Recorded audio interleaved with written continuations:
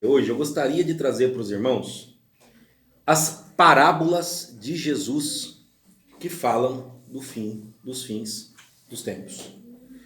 Os irmãos sabem que Jesus, ele ensinou, o método de ensino dele era parábola. Ele fez discursos, fez pregações, mas ele contou muitas parábolas para ensinar as verdades do reino de Deus. Eu tenho uma lista de 40 parábolas, né? Algumas delas são a mesma parábola repetida em 2 evangelhos ou em 3 evangelhos, né? Muitas parábolas que ele contou, e destas 40 ao total, nós temos parábolas que falam do reino de Deus, parábolas sobre o perdão, né? Nós temos parábolas de diversos assuntos sobre evangelização, né? Diz que o semeador saiu a semear, né?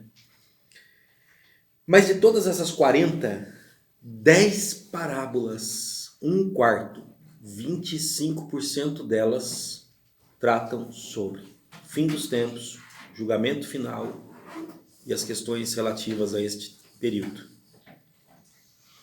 Ele falou por parábolas, o que não significa que a fala dele não fosse profunda, não houvesse verdades profundas, não houvesse ali teologia complexa. As parábolas de Jesus têm teologia muito complexa. É uma coisa interessante, a Bíblia como um todo, mas as parábolas de Jesus especificamente tem uma coisa interessante. Você pode pegar uma parábola daquelas e contar para uma criancinha de 3, 4 anos, ela vai entender, e aquilo vai deixar ela feliz, vai fazer ela entender o que Jesus queria dizer, claro, no nível para aquela idade. Mas você pode pegar a mesma parábola e contar para um teólogo doutorado, PhD, com 50 anos de estudo bíblico, e ele também vai se sentir saciado de conhecimento que vem da parábola. Né? Porque você pode trazer ela de um jeito, Jesus usou aquelas cenas do cotidiano, né? Olhai os lírios do campo, o reino dos céus é como o grão de mostarda, e por aí vai. Ele usou aquelas cenas diárias que tornam a imagem da parábola muito fácil de assimilar e de visualizar. Ao mesmo tempo que se você pegar uma parábola de Jesus e for a fundo, meu irmão, olha, né? 10 das 40 parábolas que Jesus contou estão diretamente relacionadas com este assunto que nós estamos estudando. O Apocalipse e o fim dos tempos. Algumas delas são citadas no Apocalipse, de forma indireta. Vamos lá, eu vou falar das 10, vou trazer uma pequena descrição e um lembrete de algumas delas. A maioria dos irmãos conhecem as parábolas de Jesus. Claro que não dá para ler 10 parábolas. Para ler 7 cartas do Apocalipse tivemos que dividir em 2 dias, né? Que dirá 10 parábolas. De maneira nenhuma nós vamos ler todas, mas eu queria trazer esta ideia hoje para podermos expandir o nosso conhecimento e como nós enxergamos e vemos o estudo do Apocalipse nas palavras de Jesus. Olhando isso para como Jesus ensinou, a maneira que ele nos trouxe. Então eu vou citar as 10. E quando eu publicar o vídeo vai estar todas elas listadas lá com os trechos bíblicos para quem quiser olhar com calma. E vou explicar e entrar um pouco mais em detalhe em 2 delas. Não muito também, mas um pouco mais em detalhe em 2 delas. Mas vamos lá, ó. A parábola do trigo e do joio é diretamente relacionada ao fim dos tempos. A parábola da figueira, quando virdes os ramos, né, a figueira brotando, sabei, olhai, está perto o verão. Assim também quando virdes esses sinais, sabeis que está às portas. A figueira, ela especificamente, toda vez que você ver a imagem de uma figueira, né, na Bíblia, ela se relaciona ao povo judeu, ao povo de Israel. A figueira é um símbolo usado para se referir ao povo de Israel. Então nessa parábola aqui da figueira, Jesus está dizendo assim: fiquem atentos aos sinais que acontecem em Israel, especificamente. Tem um grupo de sinais que eu não citei com vocês ainda, que fala dos sinais específicos de Israel. Só citei aquele que fala do ressurgimento do país de Israel, que ocorreu em 1948. O ressurgimento.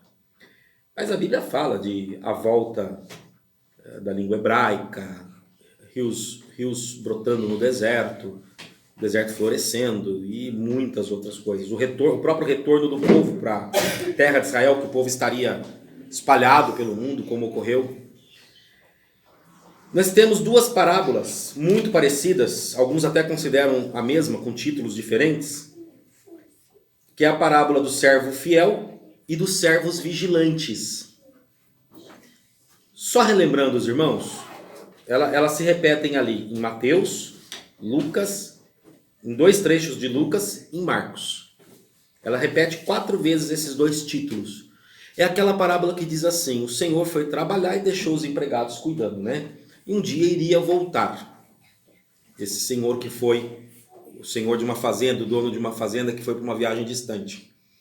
E bem-aventurado o servo que for encontrado vigilante, sóbrio e exercendo corretamente o seu trabalho quando esse senhor voltar.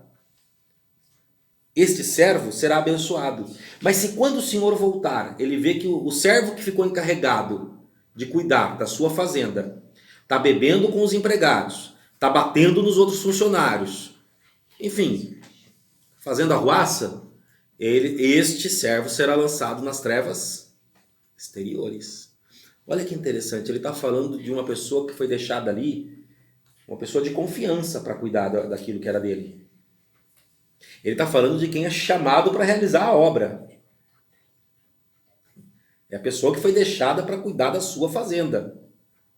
Mas quando ele volta, se ele encontrar, porque alguns estarão nestas condições, bebendo, batendo, né, saiu do propósito daquilo que era.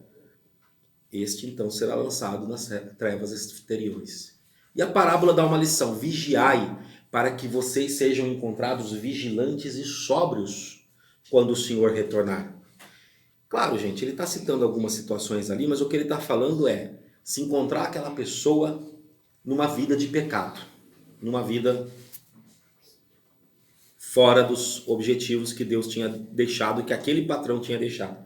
São 2 parábolas repetidas 4 vezes nos evangelhos. Essa do servo vigilante e do servo fiel. Tem a parábola do senhor da vinha. Ela fica meio na dúvida se ela realmente fala do fim dos tempos ou se ela fala da questão de quando Deus tirou a primazia dos judeus e passou então a operar o reino de Deus através também dos gentios e da igreja. É aquela parábola do senhor da vinha, que ele plantou a vinha também e também viajou, mas num determinado tempo mandou representantes para colher os frutos daquela plantação, para receber os frutos. E expulsaram um, espancaram outro, né, representando os profetas. E aí um dia o senhor da vinha falou: mas agora eu vou enviar o meu filho, pelo menos respeitarão meu filho. E na parábola conta que mataram o filho para ficar com a herança. E lógico que essa parábola está falando do dia que mataram Jesus. E naquele momento que ocorre que os judeus mataram Jesus, o reino de Deus passou então também a ser operado através dos gentios e da igreja, e não só os judeus. Então esta parábola ela fica um pouco na dúvida se ela se refere ao fim dos tempos ou naquele momento. Eu acredito que ela tem os 2 sentidos. Tanto para aquela época, os judeus deixaram de ter a primazia e passou também os gentios serem usados por Deus para anunciar o reino de Deus, mas também se refere ao fim dos tempos. Em Mateus capítulo 24 e 25, nós já falamos isso aqui, são 2 capítulos onde Jesus vem e fala abertamente, extensamente sobre o fim dos tempos. No capítulo 24 ele traz ali sinais, discursos, tem de cautela com os falsos profetas, já falamos bastante no capítulo 24. E no capítulo 24 já tem 2 curtas parábolas. Mateus capítulo 24, que é a da figueira e do servo fiel e prudente. Agora, o capítulo 25 de Mateus, que é uma continuação do sermão sobre o fim dos tempos, O capítulo 25 ele é inteiro. São 3 parábolas no capítulo 25. 3. Parábola das 10 virgens, todos conhecem, né? 5 virgens prudentes, 5 virgens imprudentes, loucas, né? Desvairadas, mas virgens.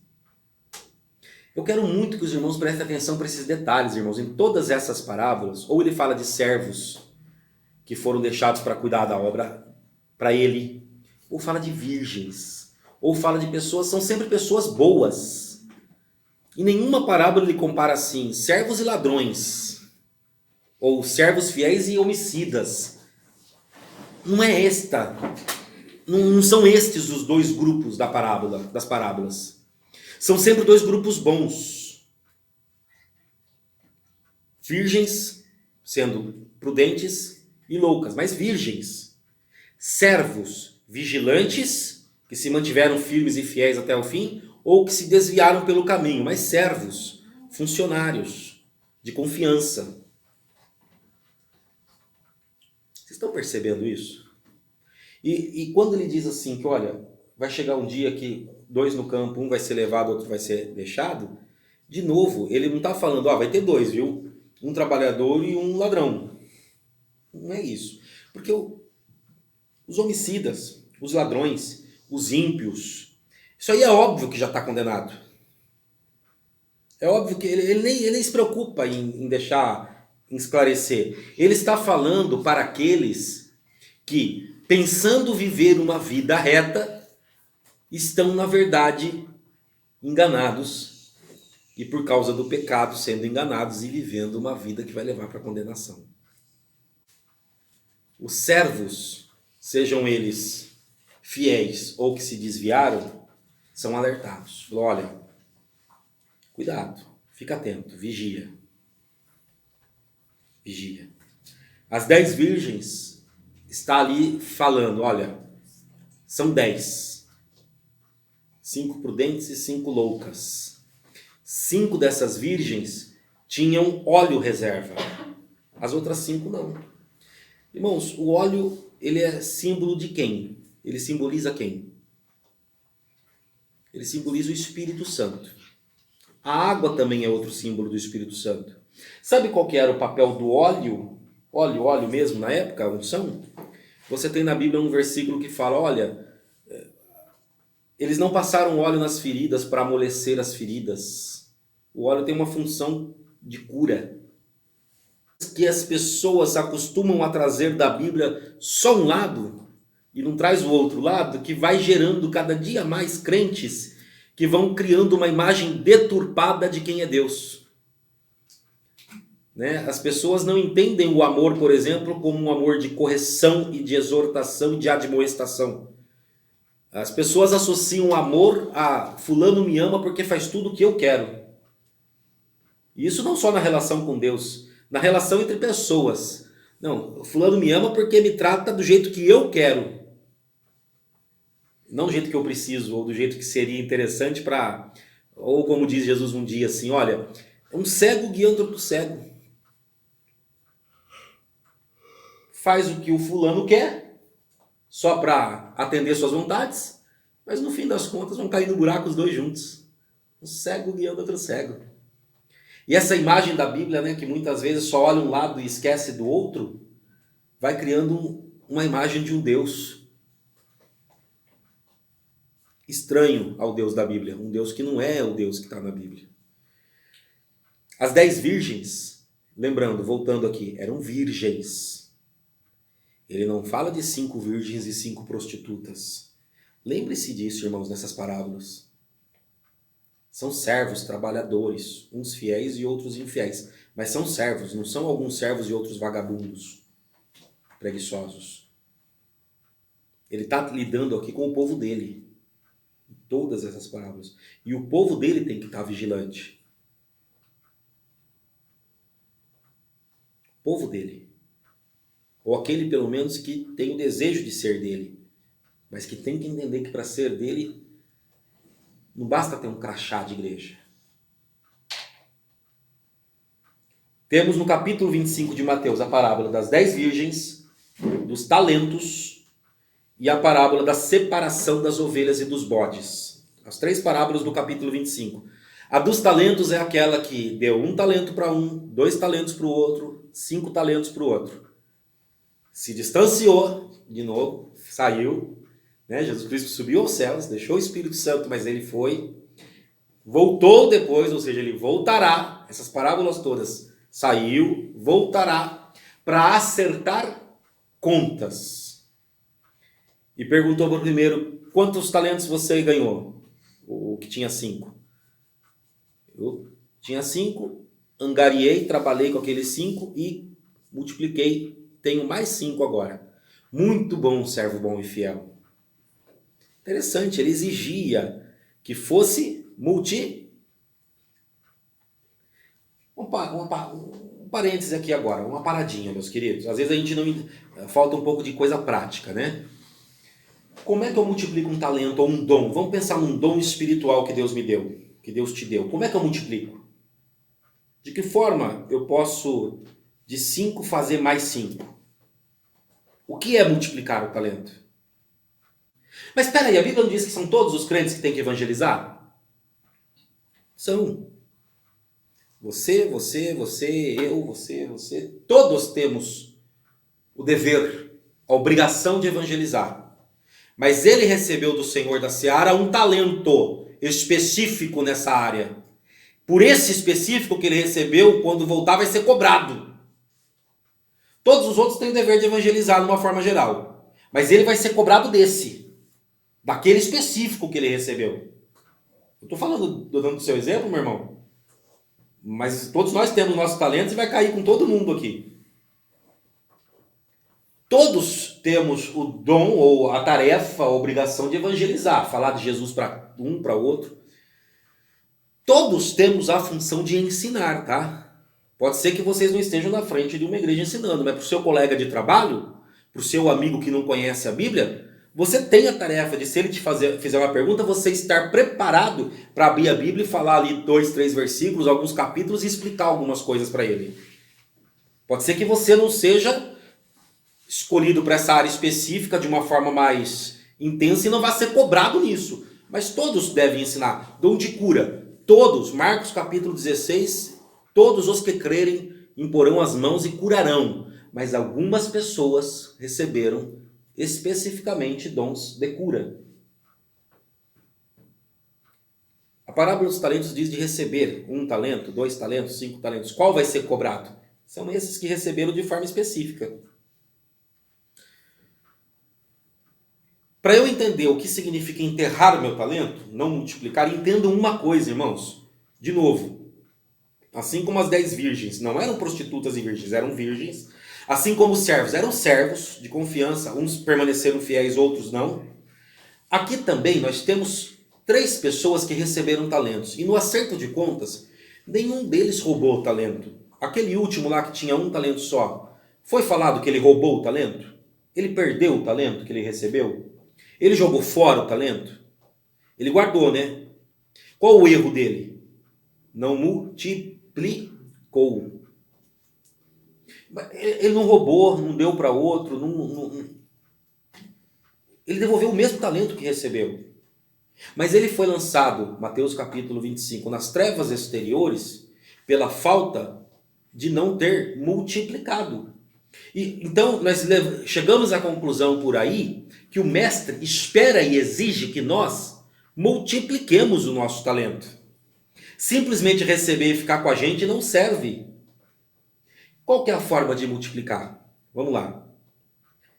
E eu vou usar esse exemplo do dom de evangelismo, não só por ser claro com um dos nossos irmãos aqui, mas pela natureza do dom de evangelismo, né?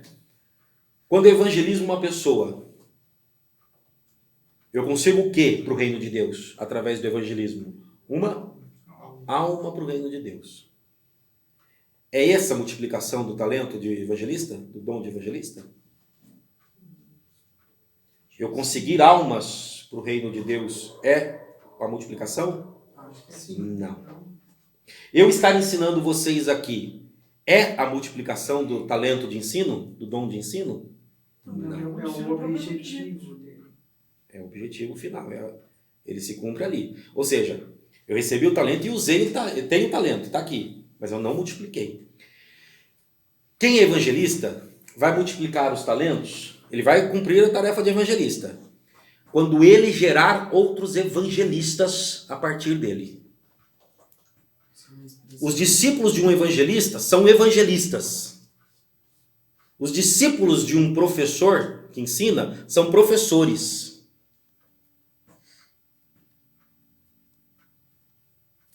Estão entendendo? Uma das maneiras de eu multiplicar o talento, eu vou discipular outros para executarem a mesma tarefa. De forma diferente, cada um vai ser usado por Deus de uma forma. Uma das formas de eu multiplicar meu talento, eu vou levar outros que também têm o mesmo talento a colocarem em prática, dividir minha experiência, dividir o agir de Deus na minha vida com ele, para ele entender, para ele aprender. Eu vou discipular alguém mais novo no quê? No evangelho? Também, mas especificamente, eu vou gerar outros evangelistas para dar continuidade àquele trabalho de evangelista. Outros professores para dar continuidade ao trabalho do ensino.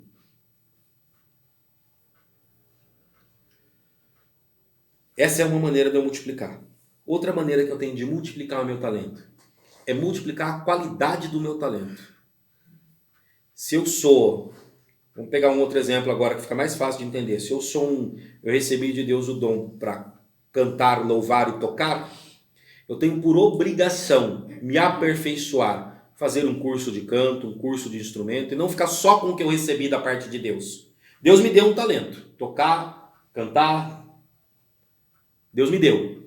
Mas aquele que também tinha recebido um talento e enterrou, foi condenado. Se eu não procuro desenvolver, se eu não procuro multiplicar a qualidade do meu talento, multiplicar como o alcance do meu talento, o alcance do meu dom, eu também estou enterrando. Diz a palavra que quem recebeu 5 e 2, granjeou com eles, pegou o talento que tinha e fez mais. O talento que Deus nos dá, o dom que Deus nos dá, é o ponto de partida com a qual eu vou trabalhar para gerar mais. Daquele talento, daquele dom e, no geral, para o reino de Deus.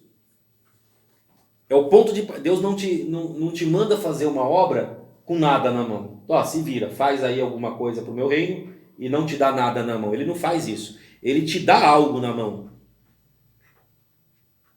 E se você perceber bem, a parábola das 10 virgens é a mesma coisa. Porque aquelas 5 que não tinham óleo extra, ela não multiplicou o óleo que tinha inicialmente.